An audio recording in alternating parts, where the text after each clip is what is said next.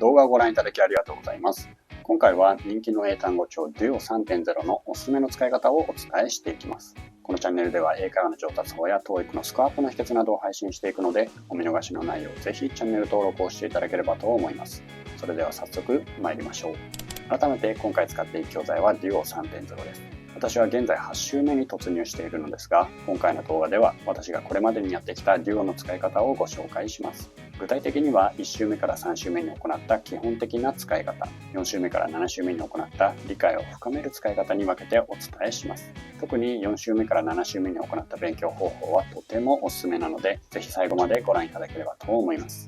早速ですが、まずは1週目から3週目の基本的な使い方をご紹介します。Duoの構成は例文が最初に掲載されており、例文下の左側に見出し語、右側に派生語や関連語などが載っているのですが、最初のうちは例文と見出し語だけに集中するのがおすすめです。Duoは見出し語だけで2569語掲載されており、派生語や関連語、範囲語なども含めると8000語近くに上ります。これら全て覚えたらかなりの単語力になると思いますが、最初から派生語や関連語まで覚えようとすると膨大な時間がかかってしまいます。Duo自体にも推奨の学習方法として、最初は見出し例文で使われている重要語句だけを覚えるようにしましょうと書かれているので、まずは例文と見出し語に集中しましょう。例文と見出し語の覚え方ですが、この時期に私が行った勉強方法としては、日本語、英語の両方が入った音声を利用して、夜に3セクション分の例文と単語を暗記、翌朝は英語のみの音声を聞いて場面をイメージできるか確認するといった流れでした。Duoは全部で45セクションに分かれているので、約2週間で1周できる計算です。なお、今回の動画では1週目から3週目を基本的な使い方として紹介していますが、何周するかはご自身の進捗度合いに合わせて調整してください。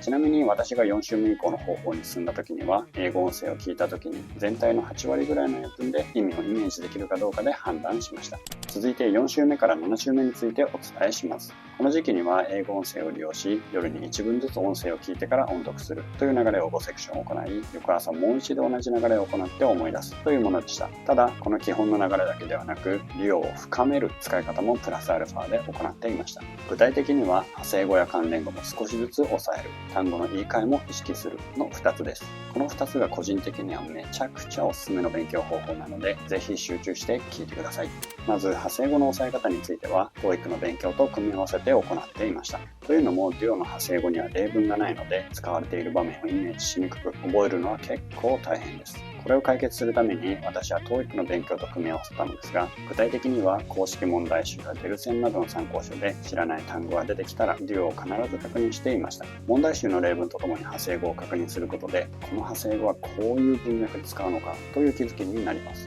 また、余裕がある人は Duo の余白に参考書の例文を書き込むのもおすすめです。こうすることで Duo を周回する際に TOEIC の復習も兼ねることができるので、一周するだけでもかなりの勉強量になります。私はたくさん書き込みを行い、自分専用のDuoに進化させるイメージで取り組んでいました。続いて単語の言い換えについて説明します。Duoには crucial、indispensable、vital など同意語や意味が近い単語が複数出てきます。Duoを読んでいる最中には vital に似た意味の単語あったはずのようにできるだけ思い出すようにしていました。言い換えすることの何がいいのかというと、単語の定着度合いが格段にアップします。自分がすでに持っている知識と新しい知識を結びつけることは学習効率を高める上で重要と言われているので、この効果を得られたのかなと推察しています。もちろんそれぞれの単語が使われるシーンやニュアンスは異なりますが、まずは自分が触れてきた単語を思い出して似た意味の単語を結びつけることが大切です。また、言い換えのもう一つの効果として英会話が少しずつスムーズになっている実感があります。英会話だとつい慣れている単語を使いがちですが、普段から言い換えを意識していると、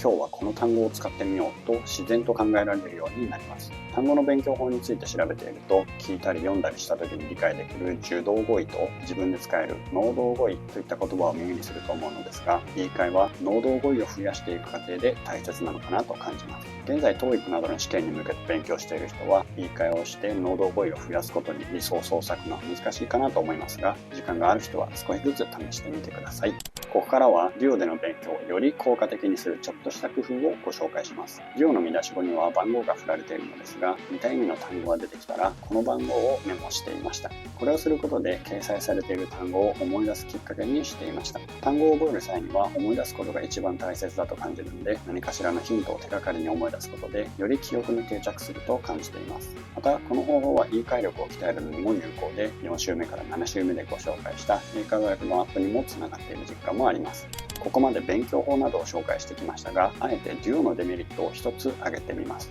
それは例文の少なさです。一つの例文には複数の重要単語が盛り込まれているため、単語を使う場面を一つしかイメージできません。例えば、コンサバティブという単語は政治的な文脈で使われていたのですが、チャット GPT で調べたところ、ファッションや数値にも使えることが分かりました。同じ単語でも使われる場面は様々なので、一冊の単語帳でたくさんの例文に触れたいという人には物足りないかもしれません。ただし、デュオは少ない例文でたくさんの単語を学べることをコンセプトに作られた単語帳なので、コンセプトを理解した上で自分に合う単語帳を選んでください。そして、チャット GPT を単語学習に使う方法を解説した動画は概要欄にリンクを貼っておくので、後ほど合わせてチェックしてみてください。また、デュオを使う際の注意点なのですが、自分の肌感覚としては、高校英文法の基礎知識がないとスムーズに勉強できず遠回りになってしまうかなと感じます。なので、中学、高校の英文法に不安がある人は、まずは基本的な知識を身につけてからデュオに取り組みましょう。デュオの掲載語彙は6005レベルで、TOEIC の到達可能レベルは600点から780点とされているので、こちらも選ぶ際の目安にしてみてください。